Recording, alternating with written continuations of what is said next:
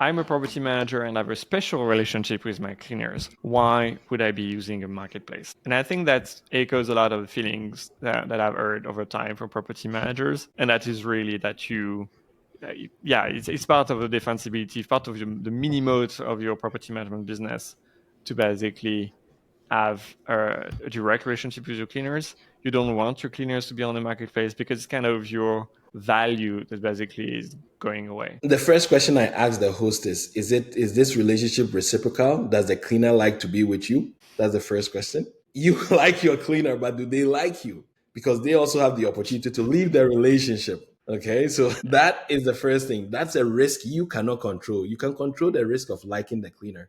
But what if they wake up one day and say, listen, because you didn't pay me early last week, I'm not working with you anymore, or whatnot? The relationship is sour.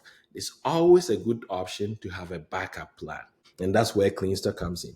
You may love your original cleaner, and this is what we've seen so far. People love the original cleaner, but do you want to grow? If you want to grow and your original cleaner is great, can he become the maintenance manager in the future?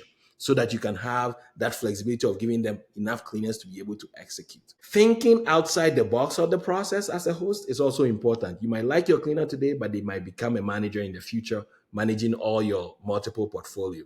And you might like the cleaner today, and the cleaner might not like you, or they have actual strategy to exit your property or something else. So again, those are risks that you have to just think about and mitigate.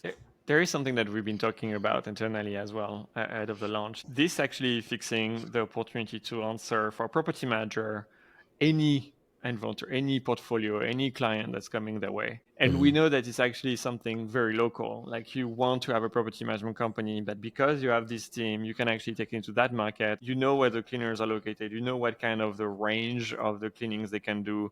And otherwise, you kind of driving literally build too much inefficiency into this system where you're going to spend a lot of time in traffic rather than actually spending some time cleaning. And that's where some logistically it's becoming a nightmare. But with the marketplace integration, where you can have a supply partner, you can actually expand an hour away from your place. You can go Yeah. to that next city where you're having a client and you know you can do the things that basically you would do anyway, which is going to be a little bit of revenue management, a little bit of guest messaging, all the things that basically go with a normal property management business. But at least you are able to have boots on the ground, to have a cleaner to be servicing that particular cleaning.